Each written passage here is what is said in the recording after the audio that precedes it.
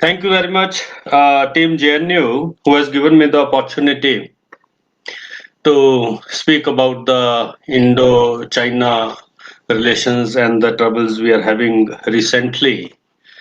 Before I go to the major issues that have been asked to me, you people have uh, requested to talk about, I would like to go into history.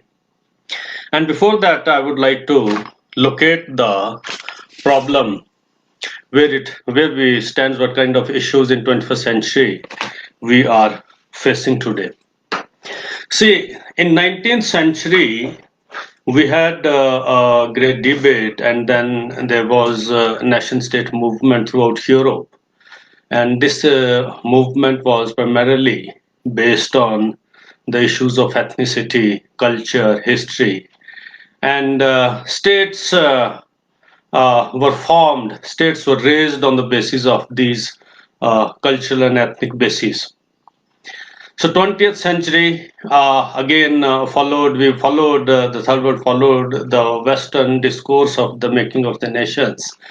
And very recently, one important volume, Francis Fukuyama has published in 2018, Identity, in which he speaks about the issues of identity and nationalities, and how he tries to clarify what is identity. He tries to take a psychological base of the identity. I won't go into that because that will be a kind of distraction from our topic right now.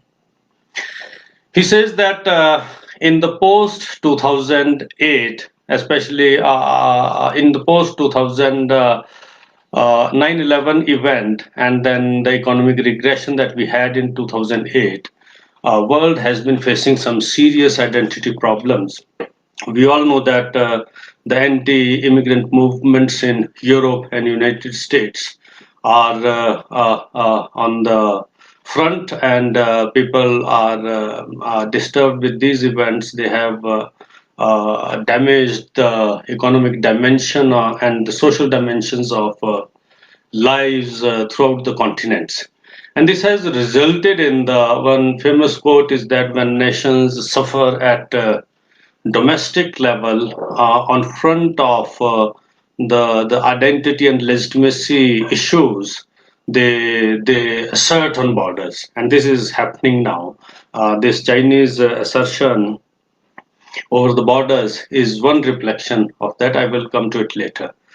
So how we place the India-China relationships and these two old civilizational identities in this locale of the 21st century. See, before I go into the current fiasco that we are having at border, the border standoff between India and China, I would like to go to the history which has given birth to these events, and which is causative of the current development. India and China, civilizationally, the two oldest ones, the two oldest entities, and in the past they have coexisted and co-traveled well over the millenniums. These civilizations were never confronted with each other. We were having cultural relations, we were having educational relations. We all know that the Chinese students used to come to Nalanda University, Takshila, and Chinese visitors, Hyun Sang and Fahyan, also speak about that. So there was never a kind of border or territorial dispute between the two civilizations. Uh, this is just recent. I will come to it later. So let me begin with what is the bone of contention between the two entities is the status of Tibet. Tibet is today has been known that it has been occupied by China in 1950, but before that it was a vassal state. And in international law, vassal states are not considered the part of sovereign states who have a sway over that vassal. And international law quite clearly defines a vassal state akin to a protectorate kind of state. For example, Bhutan, we are having a protectorate state, but Bhutan is internally autonomous and they enjoy all kind of sovereign rights, except few arrangements on defense front. So the existence of Tibet that was occupied by China in 1950, it was the major issue that unsettled the relations between the two entities. Otherwise, it had nothing to do with the bilateral confrontationist politics that we are into it right now. Uh, Before coming to the latest things, I would like to tell that the Chinese claim over Tibet is belong to the 13th century Chinese control over Tibet. Before that, Tibet was an independent entity, and one Yuan dynasty that ruled over Tibet. After that, they seek legitimacy since China has China has ruled over Tibet for centuries, so it has a legitimate right over Tibet. But then, if we take this logic, then China was governed for a long time. It was ruled by Mongolians, and Tibet was ruled, in fact, by Nepal also. So these two states can also raise legitimate rights over the territories of Tibet, but in modern international law, these old historical claims can't be consolidated. It is just a matter of how China has dealt the things against the wishes of international community. Uh, then the next development measure in respect of Tibet, I would say that our current border dispute derives is about the existence of LAC. LAC is a term which has a perceptional variations between the two states. For China, it is based on McDonald line, which was drawn and proposed to China in 1899 by British, and till 1959, China kept silent over it. Only after this, they have asserted over the advanced territories beyond this McDonald line to the south of the this McDonald line, which India otherwise claims to be part of it. Indian claim is based on Johnson line. Johnson was an official with the British government in archaeological survey of India. He drew a line in 1865 and he visited the area, and to the north of Karakoram and certain ranges, he forwarded a boundary to the British government, and that boundary proposal was remained pending till 30 years with the Britishers, but it was never approved till 1899 when this second proposal was given by McIntyre MacDonald. This is called McIntyre MacDonald boundary, and this was, although not approved by China, but till 1959, China stuck up to this line. It was only in 1959 that Chou Enlai wrote a letter when we were having border skirmishes with China. China was advancing to the south of the actual LAC claimed by India. India claimed the LAC as per the Johnson's dictates. It has one history behind in 1941 when Russian battalions landed in Xinjiang district. they garrisoned Xinjiang area in 1941. Then actually it was, if we go into the history, the Indian subcontinental contention was between the Britishers and the Soviets. So it was a kind of war between the liberal West and the communist Russia. So when Russian forces landed in Xinjiang in 1941, then consequently Britishers found it quite. They were skeptical about the Russian design, so they advanced from this McDonald line to the Johnson line, which was far advanced in Ladakh. Johnson line gives oxygen to India. If we take the Johnson line, if you will go through the map, this is not possible pictorially right now. You will find that Johnson line that was drawn by Johnson in 1865, and that India claims to be the actual line. It was somewhere around. It covers whole of the Aksai chain, and Aksai chain falls in Indian territory. But since Britishers agreed with China in 1899 with the McDonald proposal, which was quite south to the Johnson line, and that left Aksai territories, not whole of Aksai but lots of Aksai territories with China. So there was a huge perceptional difference.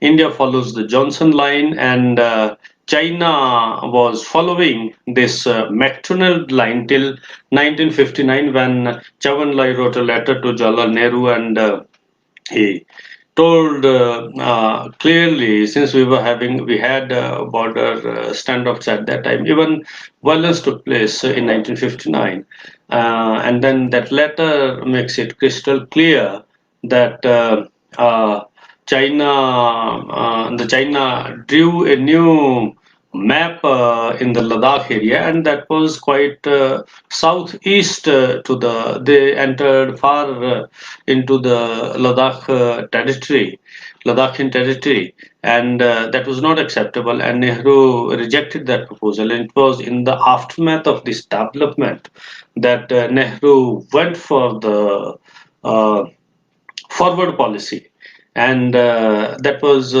even against the wishes of General Karyappa, who told him that we have not built up so much infrastructure there, and it is not possible for Indian forces. We are not well equipped as vis-a-vis the Chinese forces, so it is not possible to combat Chinese on equal footing. But then he insisted, and now before the 1962 debacle, what happened in Ladakh actually, sometimes we people are into the debates that since current government is dealing with the issue, why to talk of the past? See, whenever we discuss a issue, any kind of issue in social science research, we apply historical research. We have to see the roots. We have to see the genesis of the issue. We have to go through what has gone wrong in the past that misdirected the things, and that happened in case of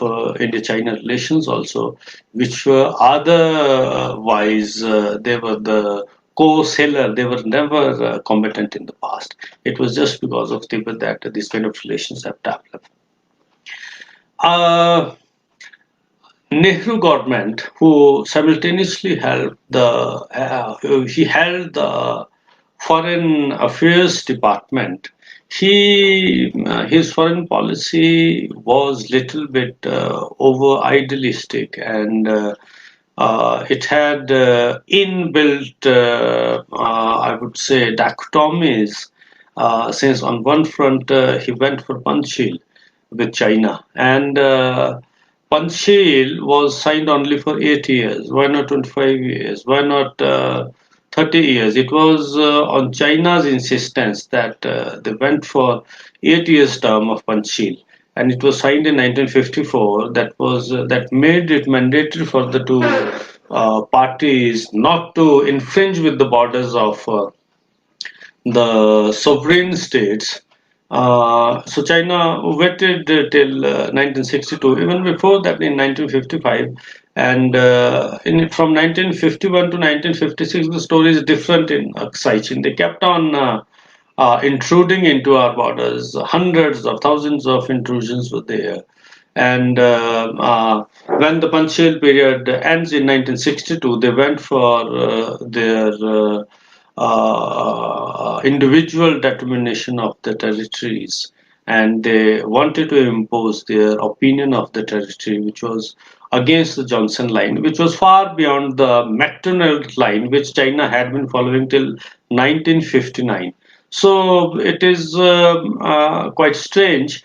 And if we take the first decade, which was quite crucial for the founding of Indo-China relations or India's relations, since India was a new entrant into global community as a sovereign state, so it was a very foundational time of the state to establish foreign relations, to look for betterment of the people of India, to look for the betterment of the economy, to look for the betterment of the post-Cold War scenario of the world.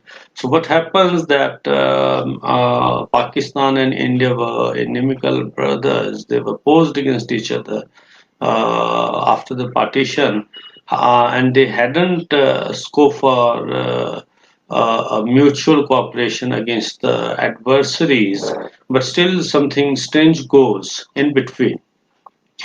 In 1950, when China occupies Tibet, the government of India was having its consulate at Lhasa. It was withdrawn, and quite optimistically and idealistically, the whole of Tibet was thrown out as territory of China. By recognition, we meant that we accept the Chinese sovereignty over Tibet. This was the most crucial time. It was the time when the government could have talked about the Johnson line, the McDonald line, and some of them would have been finalized at that stage. But we lost the leverage because of the mismanagement of the government at that time. And China didn't intrude into Indian territories first. They were skeptical about the borders around the Ladakh. But the Chinese first intrusions occur in Pakistan occupied Kashmir. They intruded into Pakistan and into Hunja areas. And sources say that in Hunja also, Chinese they tried to convince the king of Hunja to go independent, just like Harish did in Jammu and Kashmir. But the king sided with Pakistan. He signed the instrument of accession in favor of Pakistan. So there was Chinese interest in Hunja territory.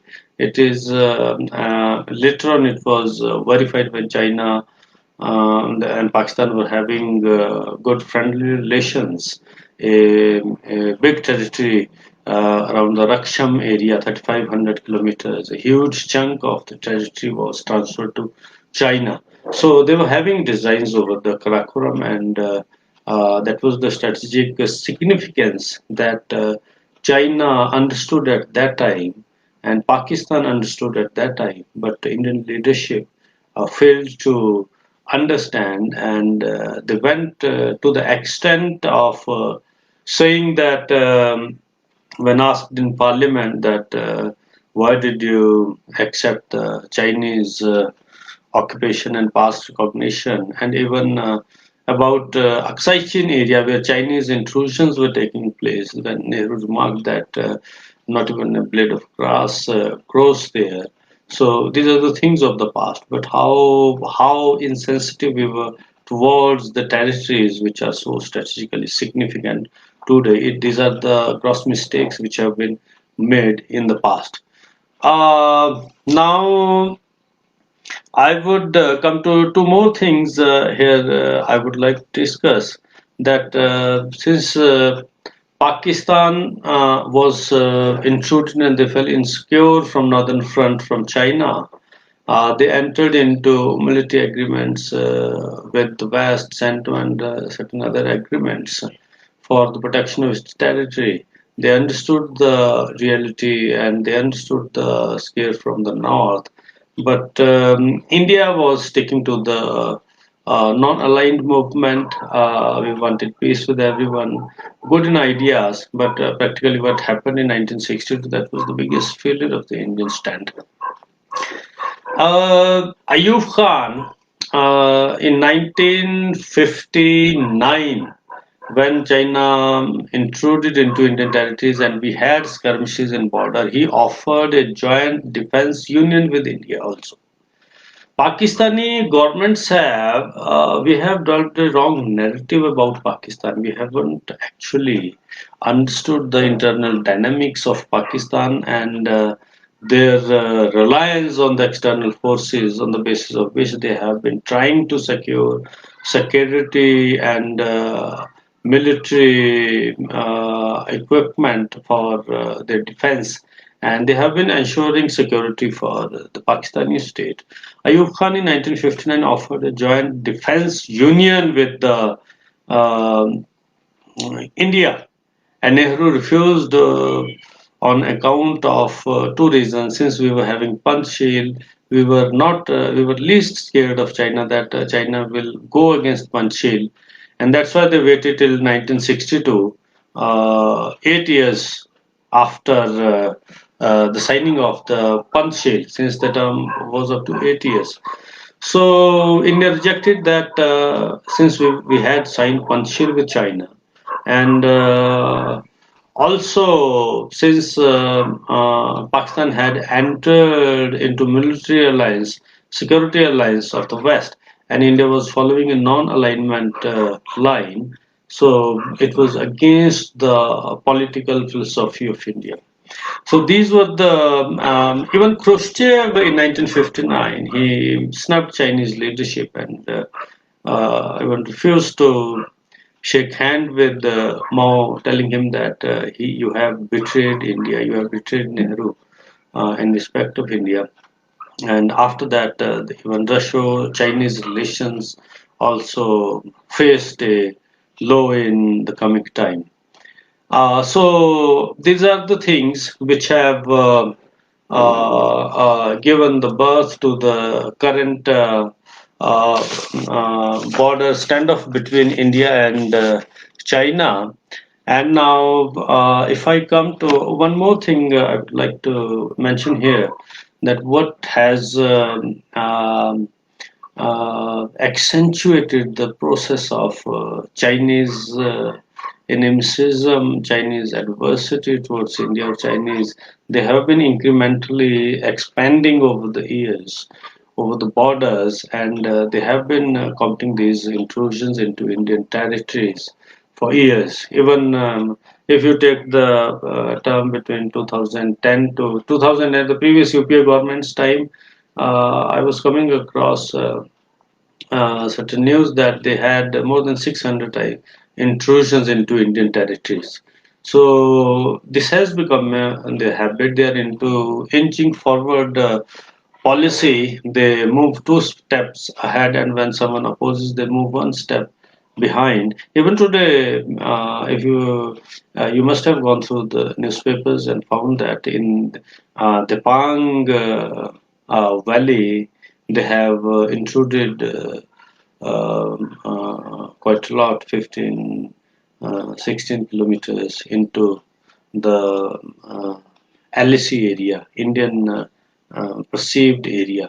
So these kind of activities they have been conducting for years. That this has been their political strategy and diplomatic way of expanding and the politics of dragon. Now, I would come to the current fiasco. What I'm missing here, yes, one important intervention was there between India and China relations. We didn't see it with that particular perspective. When India last year in August, we abrogated Article 370, and then with the subsequent order, we declared Ladakh and Jammu and Kashmir to separate union territories. And the new map of the government of India was released on 31st of October 2019. That map had certain implications for China. India has done well by telling the world that Pak occupied Kashmir belongs to India, and we have shown the Chillas and Gilgit and Gilgit Bizarat and northwestern frontier, northwestern tribal areas in Indian map as part of Ladakh. And another dimension that is there is that in the previous maps, if you would have noticed, we used to write People's Republic of China, but this time People's Republic of China has been written in the area of the Xinjiang district, and in the area of Tibet, Tibet has been written. So there is Chinese perceptions, and there are several conjectures over this stance of India, where Chinese believe that India has, and even in Parliament also, Home Minister Amit Shah told crystal clear to the members that when we were having a discussion over the new map and the application of Article 370, he told that the whole of Aksai chain belongs to India, and we will fight for it. So China is having the view since then that India has designs over Aksai chain, and the another significant thing associated with Aksai chain is the China-Pakistan economic corridor. The economic corridor, since in the South China Sea, China is having lots of problems. China is having problems with almost every state. They have developed, wrongly developed Spratly Islands to go for economic zones and territorial waters under international law. So this strategy of theirs is not working. They have evoked lots of anguish and enmity of the neighbors. So China is not having smooth waters in South China Sea, and the development of Indo-Pacific counter in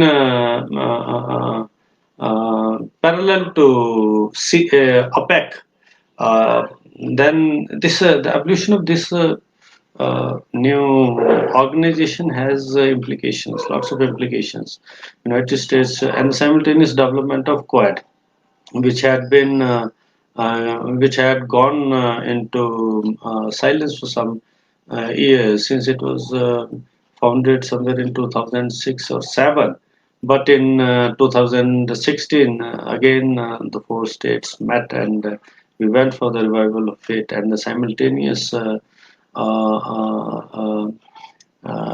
of the states who are engaged in South China Sea to re-energize certain other sources and engage India in the activities of South China area. So they have gone for Indo-Pacific so that more states could be included. And the Chinese string of pearl, that was an old policy, BRI policy devised by China to control the Indian Ocean rim states, and especially to contain India, is going to be foiled. So Indo-Pacific and APEC, these are the APEC is losing, in fact, centrality after the idea of Indo-Pacific, and how strongly United States and Japan and Australia have been talking about Indo-Pacific. So even Australia has opened a new portfolio in its government on the name of Indo-Pacific. It is so serious. India is also having understanding with Australia over the occupation of certain islands Coros Islands, for example. Very soon we can have signature over that, which could be used militarily by the government of India to in its bid of containing China, as China has been behaving on Indian borders. So now I would come to our the primary issue, which was uh, the Galvan episode. Galvan episode, see, since I told you that the Indian and the Chinese perceptions of the borders, the LOC border, actually, if we say that in India, between India and China, there exists no border, that would be more appropriate. We don't have any border. These are only the points which have been settled in bilateral meetings by military officers and government of India, and certain things were agreed upon by in 1993 and 96 peace and tranquility agreement by the two states. But still the perceptions differ. India wants to go up to the real line, the advanced boundary line of that India claims that rests on the Johnson line that was finalized by Britishers in 1941. While the Chinese, they stick up to the McCartney-MacDonald line, which was proposed in 1899. But then they went beyond this line in 1959 when Chavan Lai, as I told you, he wrote to Nehru that the actual the Chinese perception lies. They gave quite far. They gave the territories far south, far to the south of the actual McDonald line that covered even Galvan Valley. According to that claim, Galvan falls with the Chinese within the Chinese proposed boundary, but India hasn't accepted that.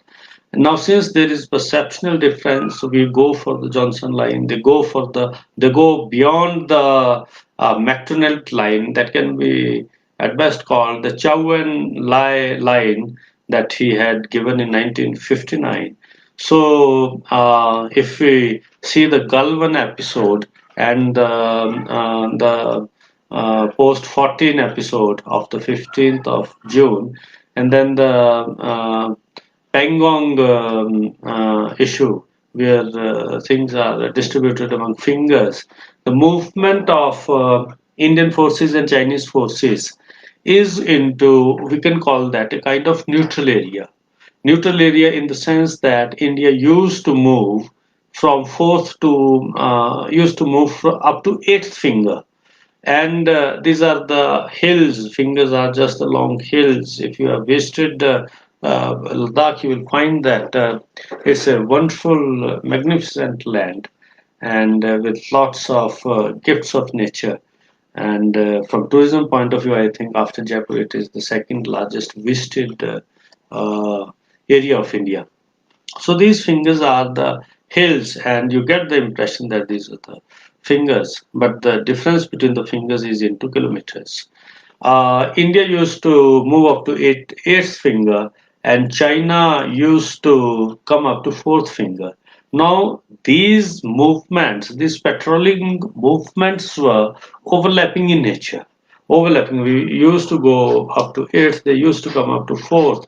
So, what happened this time that they didn't go back after patrolling, and they raised tents in this neutral area. So if the Prime Minister Modi, when he remarked that there has been no occupation of Indian post and there has been no intrusion into Indian territory, so he was absolutely right.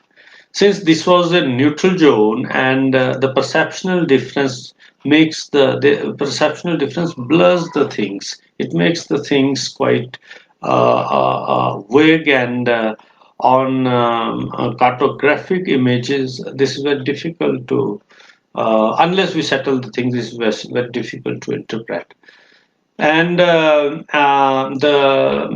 so many things associated with these things.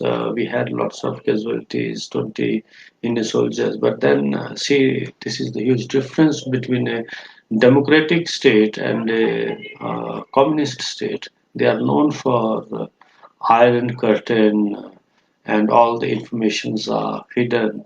They never pass the. I will tell you that the casualties that China suffered in 1962 war, these were disclosed by China in 1990.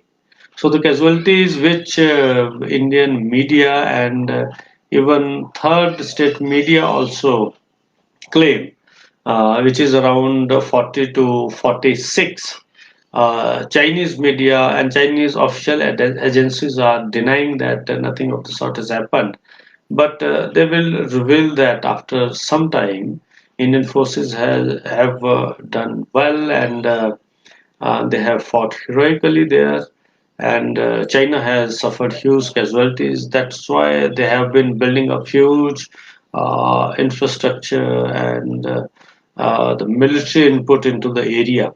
So the coming time, it's a very crucial time. Even today, we had the information that they have introduced into the Pang area also. But let us not rely on the media reports. Whatever comes from the government sources is the reliable information.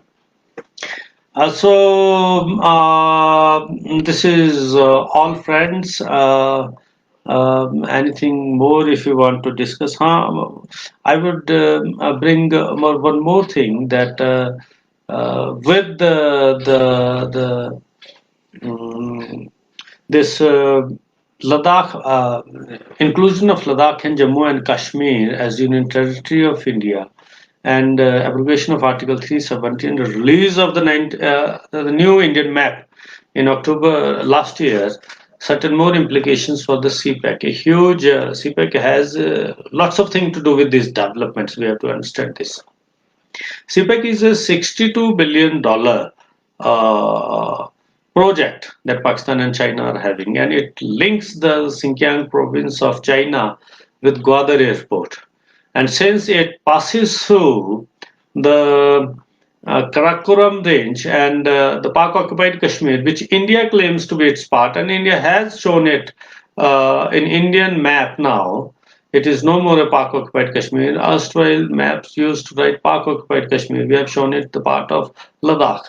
So this is a substantial change, a significant change that the current government has brought into the Indian map, and this is the new political philosophy of India that relies on Kautilya and Kautilya and Sun Tzu, old debate. I won't go into that. That will distract us. The old, we all know Kautilya, which might be that you haven't heard about Sun Tzu. He was a Chinese, and they were contemporaries. Sun Tzu happened to be 40, 50 years before Kautilya, and they were strategic thinkers. So first time, if you want to interpret it theoretically, India has gone Kautilyan way. Our strategic culture has got some dents to bite the enemy.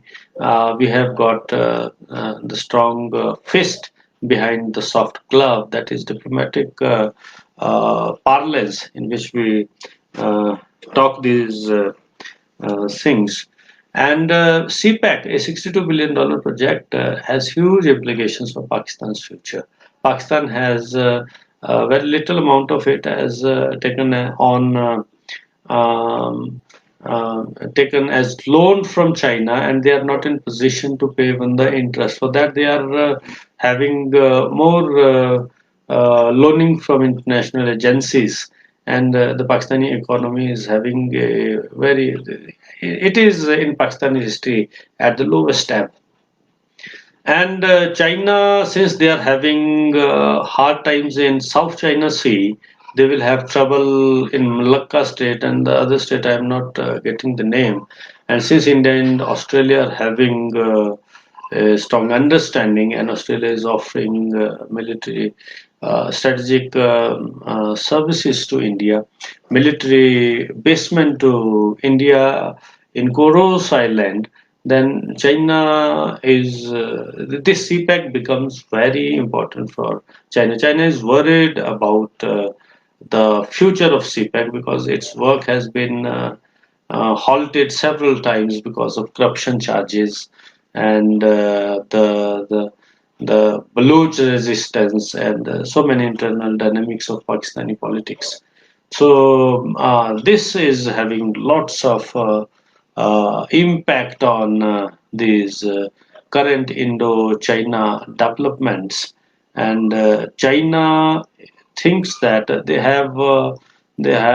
in, if you see Global Times and go through the articles and opinions of Chinese political scientists and scholars, you will find that they have been interpreting the things that India has designs over Saichi now. Since India is powerful enough, since India is having a strong relationship with the United States, and India is having better equipment in many ways than China, then India has designs over Saichi. This kind of perception prevails in China. And Pakistan, they don't have individual will. They have to follow what China would dictate. And only yesterday I had, I think you must have gone through the news that more than 150,000 Chinese soldiers are there in Pakistan occupied Kashmir also. So that is something amazing. We saw the videos of Pakistani and Chinese soldiers climbing up the hills on snow-clad mountain, and Indian media men making fun of them that soldiers don't move like that. They are not soldiers; they are just movie makers. But only yesterday it was there on certain news and newspapers also that China is having strong a presence in Pak-occupied Kashmir, since this is the probability that in case India and China withdraw to the pre-April position in LAC, India will be free to move into Pak-occupied Kashmir and capture its territory, since it is the soft belly of Pakistan. And that's why China is consolidating the territory and save. It's all the politics of CPEC, the China Pakistan Economic Corridor. So lots of implications inside, and let us hope. Another thing that is important from the Indian point of view is that in India we are having different voices. At least I won't like to mention even the events of what happened in 1962 and how different political voices behaved and what was their stand. At least over the years, decades, things have changed, and um people are expected to, in such grave situation, when our soldiers are there on borders, when every Indian is ready to fight with the deceitful enemy, let us join hands. And this is my appeal to different political wings and ideological tents that let us not play with the future of Indian state. I won't name the recent developments, the funding of certain organizations, the silence certain schools are keeping, and the silent narrative that is developing just to wait what is the aftermath of this Indo-China standoff, and we believe that this will be always in favor of India. We will be on the winning side. Jai Hind, Jai Bharat.